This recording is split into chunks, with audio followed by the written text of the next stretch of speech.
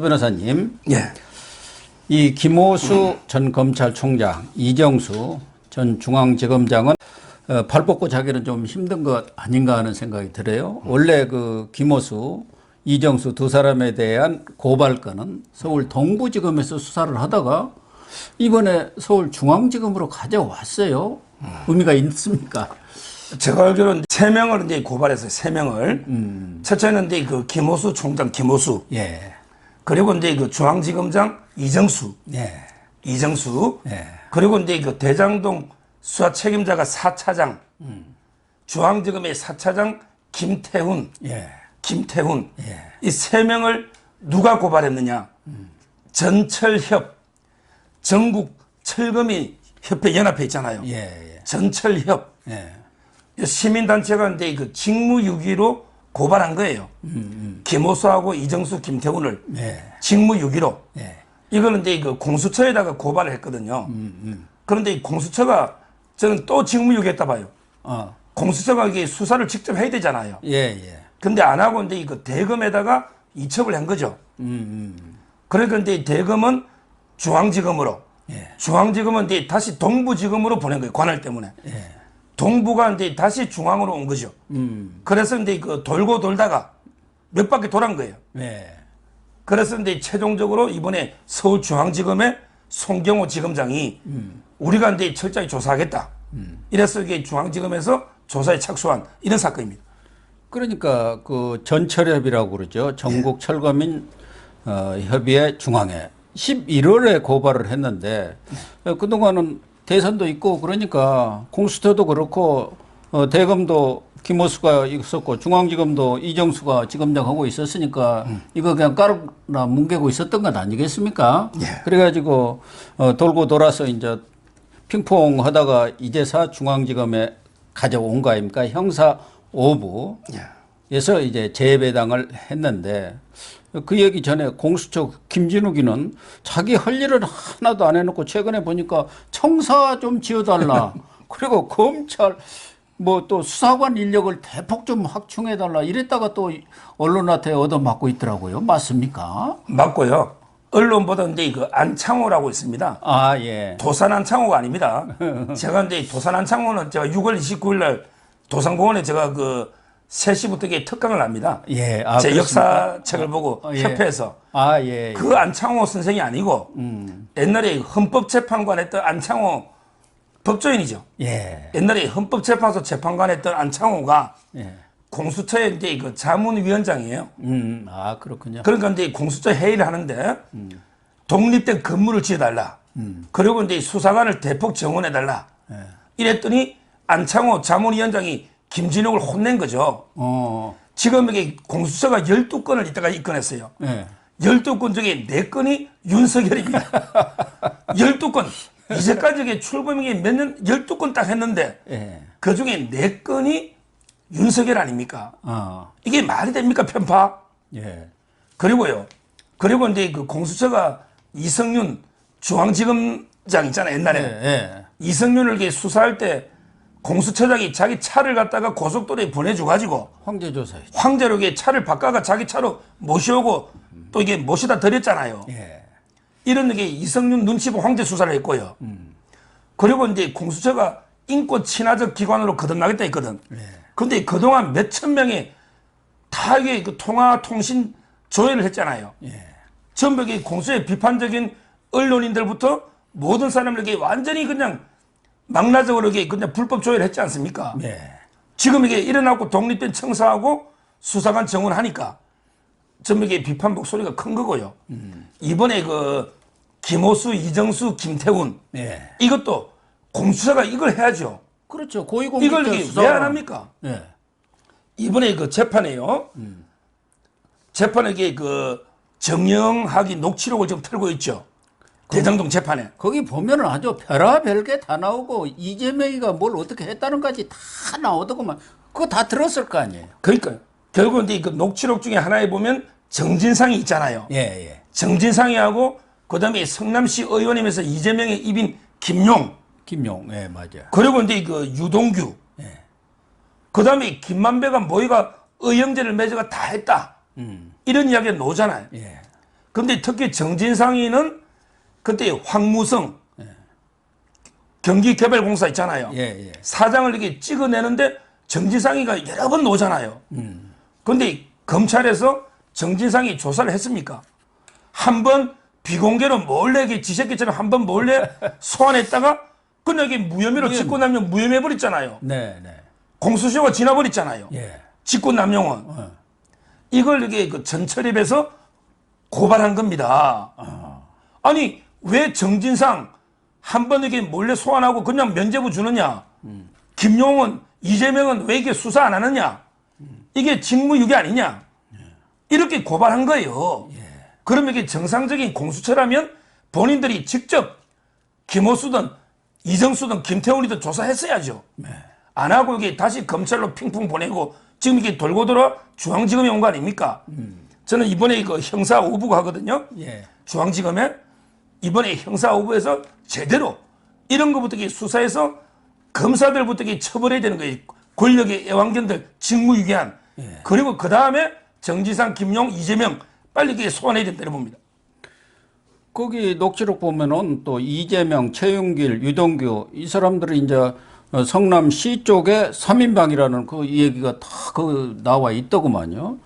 그런데 이번에는 이제 그동안에는 성남시가 검찰 수사에도 별로 협조를 안 하고 국회 국감이라든가 이런 데 자료 내라기도 안 냈잖아요. 은수미가 있으니까. 은수미는 또 이재명의 최측근 인사 아닙니까? 그런데 이제 신상진 이 사설은 전 의원 아닙니까? 국민의.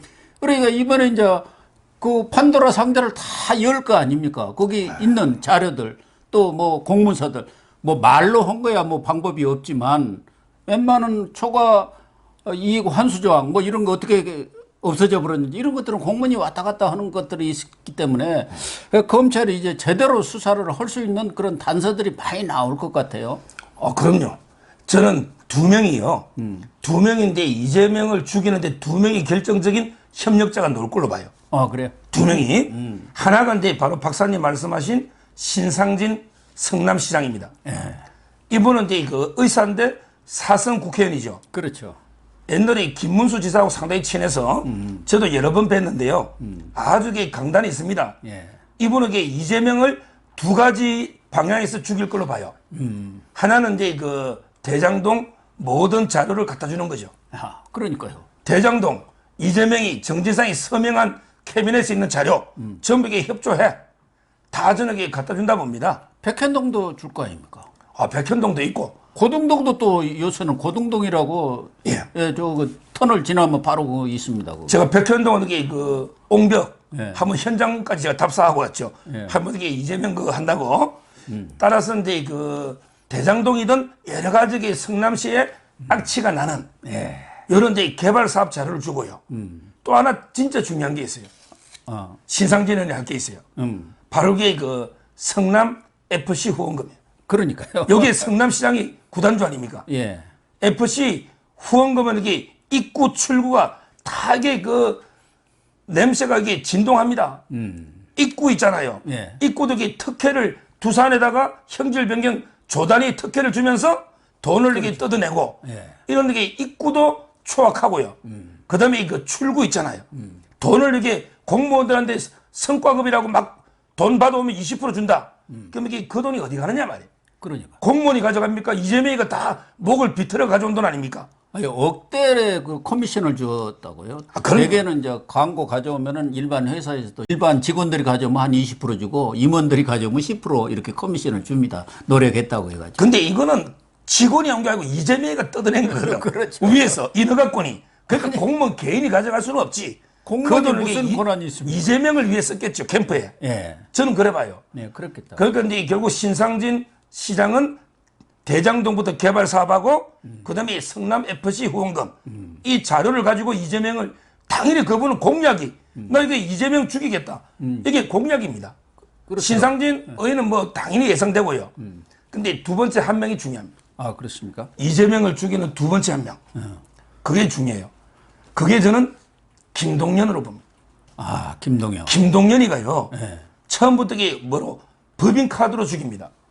버카로. 이 버카가요. 추미애도 이게 버카 하나로 벌금 50만 원 받으면 정치 생명이 끝났잖아요. 아들 소고기 있잖아. 기름 연 거. 근데 이 법화를 김동연이가 처음부터 이거는 이게 잘못됐다. 김혜경이나 이재명이가. 이렇게 발언했죠. 그리고 이게 수사에 협조한다 했어요. 김동연은 나름대로 이게 꿈이 큽니다. 김동연은 이게 꿈이 대통령이에요. 그렇죠. 근데 자기 앞을 가로막는 자는 이재명밖에 없다고 보는 거야. 이재명이 죽으면 내가 대통령이다. 이게 김동연이는 지금 경기도지사입니다. 이재명을 보호해줄 이유가 있겠어요? 그럼요. 이미 뭐 증거가 129군데를 압수수색 해버렸잖아. 129군데. 그 다음에 배소연 집도 압수수색했잖아. 핸드폰도. 그 다음에 도청도 압수수색했잖아. 이제 남은 거는 이재명 집이라고 자꾸 언론에 써놨더라고. 근데 저는 방송에서 이재명 집에는 없다. 이재명 앞집을 압수했다. 그 이재명 앞에 그 선거 사무실 차려놓은 거 있잖아. 예. 경기도 주택 비밀 아지트. 그렇죠. 거기 초밥 샌드위치 누가 먹었냐 말이야. 예. 이재명 앞집에서 회의하면서는 묻다 보는 거예요. 그가 기생충들이 다 우르르 자, 있었던 거죠. 그러면 이게 그 돈 쓴 거는 뭐 이미 증거가 충분한데. 근데 문제는 이제 배소연이를 채용한 거 있잖아요. 네. 원래는 이 공무원은 국가의 공복, 공로비로 채용해야죠. 예. 근데 이재명과 김혜경은 산업이. 배소연을 산업이 사복으로 그러고 이게 월급을 3억 3천 이상 준 거 아닙니까? 예. 이런 거는 이게 김동연이가 좀 협조해 주대. 김동연이가 배소연 일하는 것부터 여러 가지 출퇴근 상황이 나올 거 아닙니까? 저는 김동연이가 이재명 죽이는데 몰래 협조해 준다 봐요. 그게 권력의 생리입니다. 그렇죠. 이재명이가 이걸로 처벌되는 거는 분명한데 이제 액수가 문제거든요. 액수가 5억이냐, 아니면 이게 3억이냐, 아니면 그 밑으로냐. 그게 따라 형량이 정해지잖아요.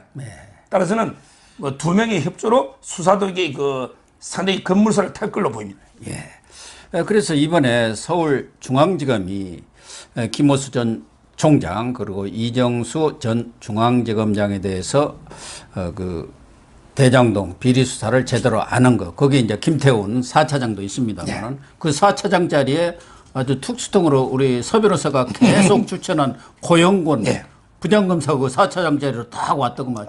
그러니까 이 대장동 비리는 이제 죽었다고 봐야 하는 거예요. 그렇지 않습니까? 그런데 지금 이 중앙지검 형사 5부에서 하는 것은 검사들을 그 비리 말하자면 직무를 유기하고 직권을 남용한 거 그 자체를 지금 수사하는 거고 이제 대장동 비리 수사라는 거 이건 이제 본 수사 아니겠습니까?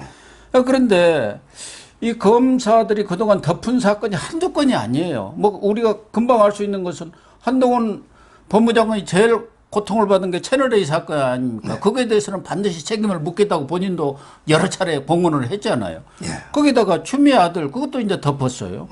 그다음에 우리들 병원 여기는 뭐 정치자금 문제까지 이제는 얽힐이라고 보는데 이게 제일 큰 사건 아닌가 보여지고 라임 옵티머스 뭐 최근에 라임의 무슨 전주인가 그 사람도 국내에 들어왔다가 지금 출금을 시켰다고 하는데 이런 것을 덮은 검사들 이런 사람들에 대해서 일벌백계를 해야 앞으로 검사들이 권력 눈치 보다가 잘못했다가는 권력 바뀌면 내가 죽는구나 해서 제대로 수사를 할 거 아닙니까? 예. 그러니까 근데 결국 아까 제가 말한 김호수 그다음에 이정수 그다음에 김태훈 있잖아요. 여기 그 중앙지검의 형사 5부로 왔거든요. 형사 5부가 이제 그 박규형 부장검사인데 네, 그러네요. 이게 왜 5부로 왔느냐? 여기서 이제 그 채널A 사건으로 이정수를 수사하고 있었던 부서입니다. 아, 그렇습니까? 예. 채널A 사건에 이정수가 예. 계속 그 한동훈에 대해서 무혐의를 미뤘죠. 그것도 이게 직무유기잖아요. 그래가지고 지금 이정수가 사표를 냈는데도 그것 안 받아준 때문에 거죠. 안 받아준 거죠. 그래서 이제 그 사건을 지금 박규영 부장검사 5부에서 이미 하고 있었던 거죠. 아, 그렇군요. 그러니까 이제 한 건을 더 병합한 거죠. 이정수는 양쪽에 다 피의자가 된 거죠. 이정수가. 그리고 이제 원래 그 김태훈이가 있던 4차장 희하에 대장동 특별수사팀 있잖아요. 이 팀은 전면 개편이 된 거죠. 옛날에는 이게 송철호 사이가 그 핵심이었습니다. 송철호 울산시장 있잖아. 사이가 이게 대장동 수사한다? 이게 말이 되는 겁니까, 이게? 그러니까요. 말이 안 되잖아요. 그리고 이게 김태훈이가 누굽니까? 김태훈이가 서울법대 운동권 3인방 아닙니까? 주사파. 심재철이 88학번의 심재철, 89의 이종건, 그 다음에 90의 김태훈이 아닙니까? 그러니까 이게 수사가 됩니까? 이번에 고영곤 차장검사가 전면적으로 이렇게 개편해가지고 제대로 이렇게 대장동 이제 수사 정진상, 김용, 그 다음에 이재명이 아닙니까? 바로 이게 도범결이 매정 이렇게 그 착수될 걸로 저는 바로 보여요. 그러니까 지금 이 송경호 지검장하고 또 아까 얘기한 고영곤 차장검사 이런 라인이 지금 탁 형성이 됐지 않습니까? 거기에 이제 곧 부장검사, 부부장검사, 실무 그 검사들 수사팀이 이제 꾸려질 거 아니에요. 그렇게 되면은 결국은 대장동 비리라든가 또 문재인 관련된 월성, 울산 이런 수사들도 그냥 덮고 넘어갈 생각은 전혀 없다는 게 확실히 드러난 거죠. 결국은 이 수사가 몸통 수사, 이재명, 문재인 수사로 이어질 수밖에 없는 것 아니겠습니까? 그럼요. 지금 이게 검찰은요. 검찰은 이게 지금 조직이 죽느냐 사느냐 심각한 상황이에요. 그러니까요. 제가 이게 방송할 때마다 검찰 이야기를 많이 하잖아요. 종편이든 유튜브든. 그러니까 이제 검사들 전화도 엄청 옵니다. 저는 항상 그러죠. 야, 너 검찰이 사는 길은 딱 하나밖에 없다. 바로 이게 문재인이나 이재명이 빨리 잡아여라. 둘 다 잡아여야지. 최소한 이게 하나라도 잡아여면 국민의 지지가 폭등하고 그럼 이게 총선에서 만약에 국민의힘이 압승한다. 그러면 이게 다시 검찰이 사는 길이 생긴다. 다른 걸로는 이게 안 된다. 뭐 검사들도 그걸 다 알고 있어요. 자기들에게 어차피 검수완박으로 역사 속으로 이게 조직이 사라질 수 있는 거예요. 그렇죠. 그러면 이게 조직이 살기 위해서는 철저하게 법에 따라서 이재명, 문재인 딱 이게 처벌하고 기소 중이면 그 조직 없앨 수 없잖아요. 그러면 이게 국민들이 박수 친단 말이에요. 수사 역량을 보여주면 국민들도 검찰 그 수사권 없애면 안 되겠다 이렇게 여론이 형성될 거 아닙니까? 만약에 이번에도 뭐 이게 만약에 뭐 문재인이든 이재명이든 못 잡아놓고 근데 이게 용두사미로 썩 그냥 끝나버리면 이거는 이게 우리부터 검찰 없애야 된다. 이런 검찰이 뭐가 필요합니까? 그렇잖아요. 이걸 다 알고 있기 때문에 지금 이게 검사들은요 완전히 뭐 진짜 이게 도끼를 품어가지고요. 와, 저도 이게 요즘 만나보면 눈에 핏발이 서더라고요. 아, 그래요? 제대로 이게, 아니, 지금 조직이 몇 달 뒤에 다 없어지는데, 자기 직장 아닙니까? 어디 갑니까? 근데 이게 실업자예요. 지금 당장 뭐 중대범죄수사증도 없고, 경찰에서 이게 받아줍니까? 고위직에. 급이 안 맞잖아요. 경찰도 지금 많은데. 따라서 지금 저는 급필치를 수사에 탈 걸로 보여. 그래서 문재인이나 이재명도 그런 감을 충분히 알고 있기 때문에 검수완박을 무리해서 처리를 한 거고, 이재명이 뒤에 뭐 다루겠습니다만은 이 개항을 해서 금배지 가지고 이 방탄조끼가 조금 허술하니까 당 대표로 당권을 딱 쥐어가지고 거기다 철갑을 다시 하나 두르겠다는 그런 생각 아니겠습니까?